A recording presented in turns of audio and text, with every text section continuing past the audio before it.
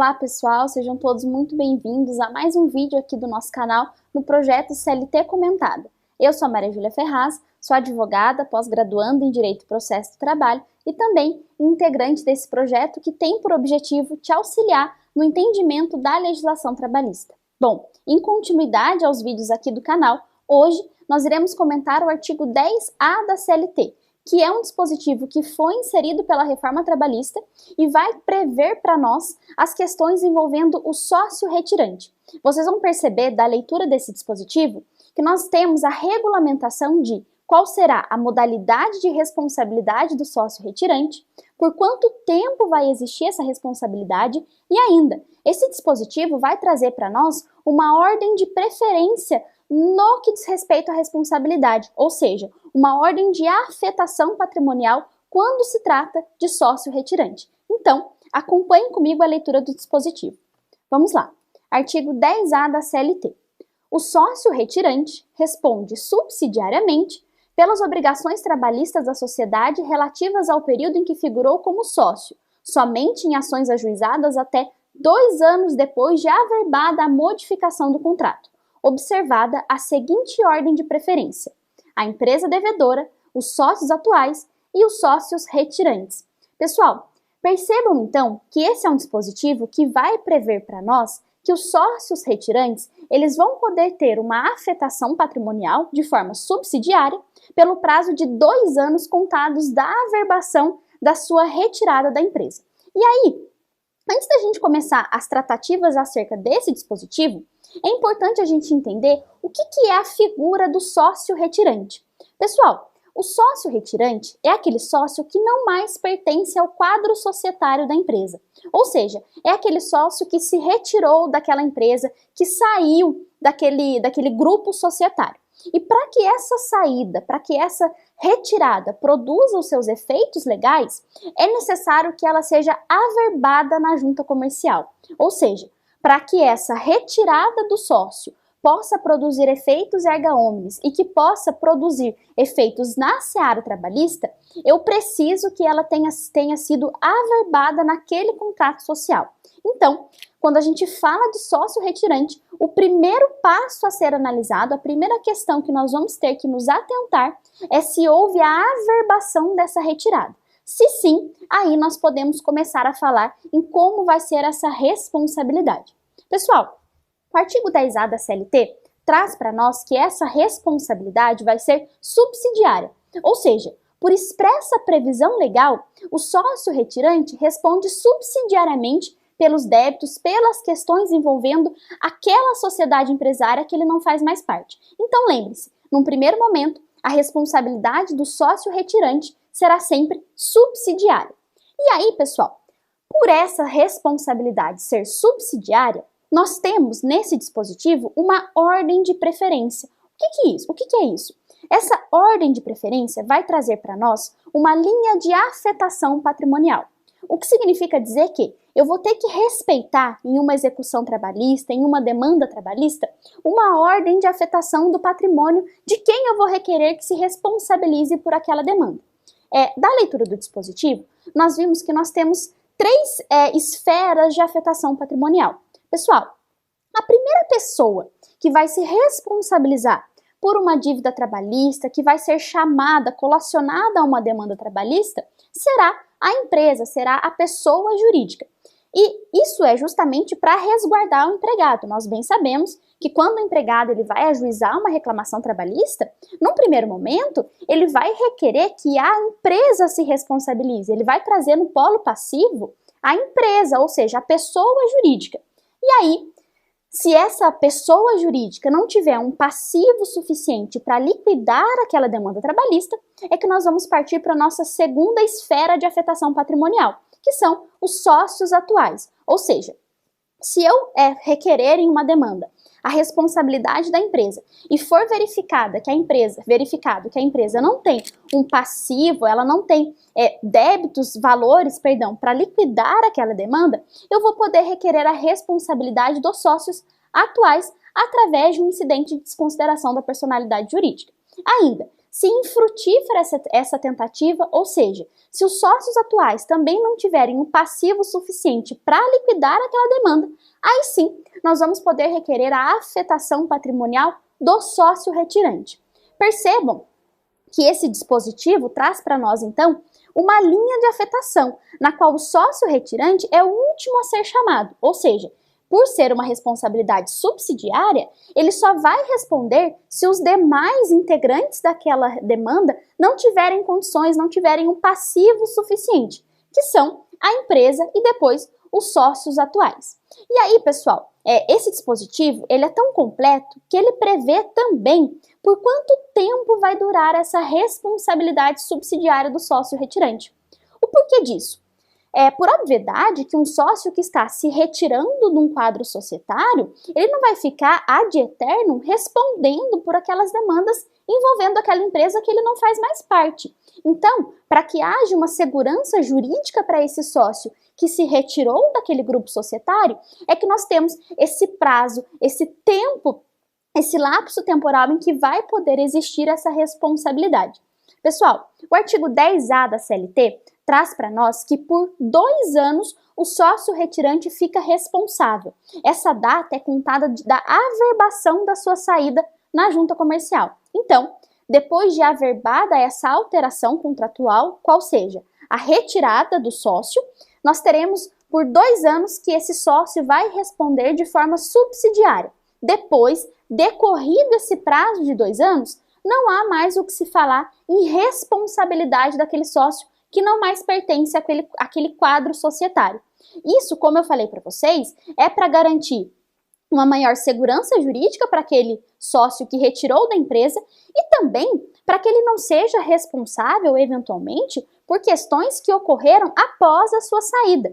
Por obviedade que ele não vai poder se responsabilizar, via de regra, por acontecimentos que se deram quando ele não mais pertencia ao quadro societário, quando decorrido esse prazo de 2 anos da sua retirada da empresa. Tá legal? Então, temos essa responsabilidade subsidiária que vai se dar aí pelo lapso temporal de 2 anos. E aí, pessoal, para a gente completar o nosso estudo, eu trouxe também o que o doutrinador Maurício Godinho Delgado tem a dizer a respeito do tema. Acompanhem comigo a leitura. Para o dispositivo da CLT, não importa a data de inserção do sócio no polo passivo do processo judicial contra a entidade societária, mesmo que essa inserção aconteça vários anos após o início desse processo trabalhista.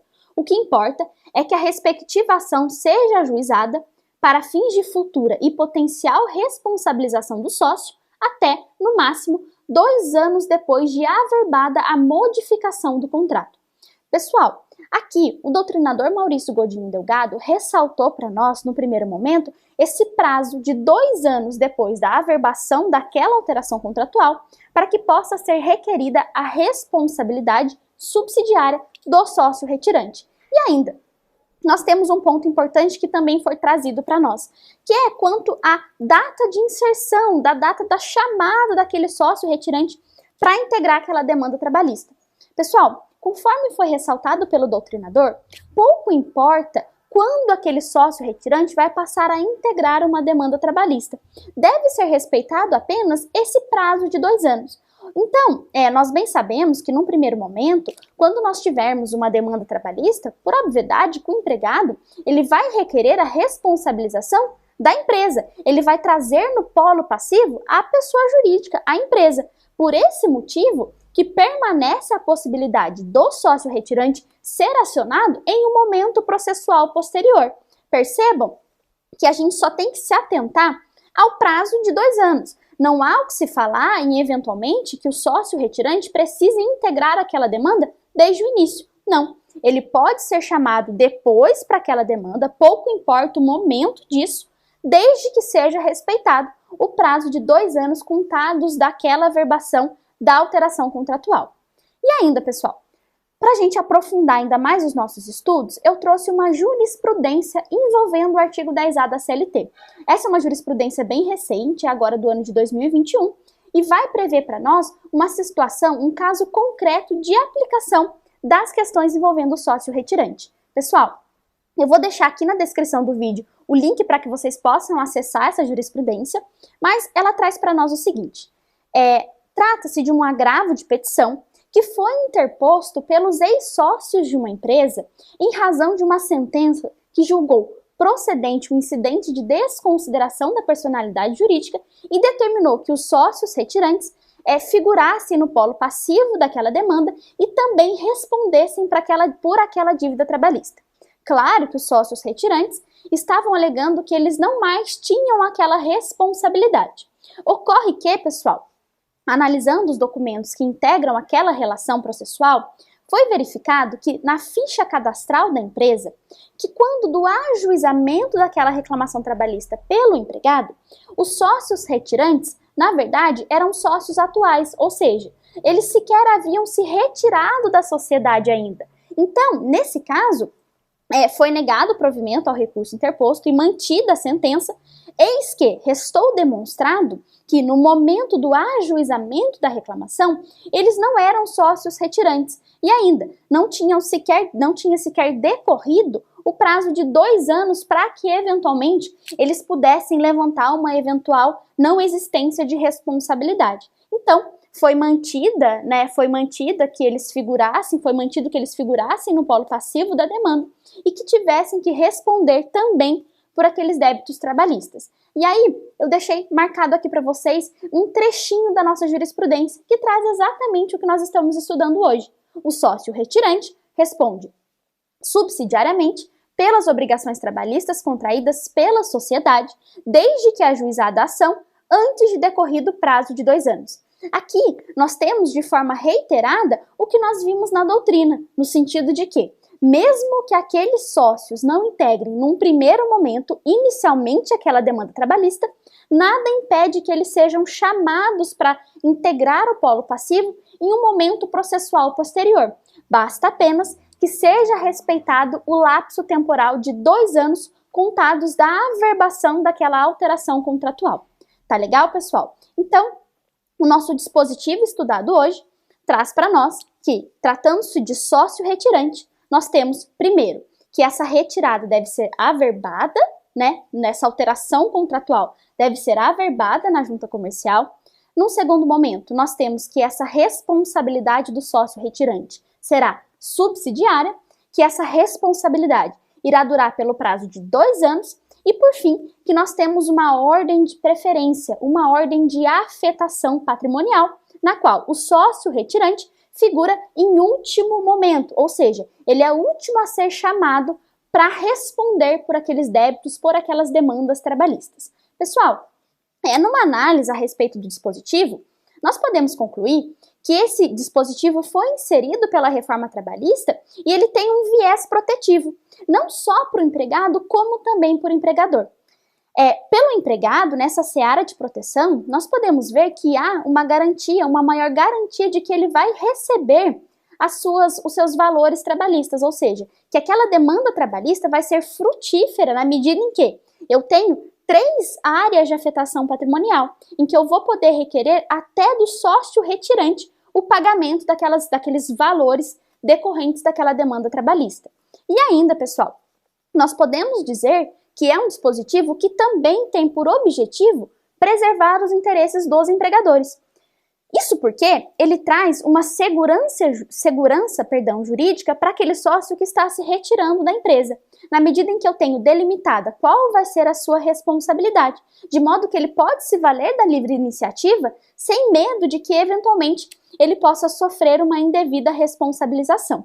Então, esse foi o dispositivo legal que nós analisamos hoje, que prevê para nós uma responsabilidade subsidiária do sócio retirante via de regra. Por que eu digo isso? Porque essa responsabilidade pode ser modificada. E isso vai ser tema da nossa próxima aula aqui no canal. Então, não deixem de conferir o nosso próximo vídeo, que vai trazer uma exceção a essa responsabilidade subsidiária do sócio retirante. Eu agradeço a sua companhia até aqui. Não deixem de conferir os nossos próximos vídeos aqui no canal. Até breve. Um abraço.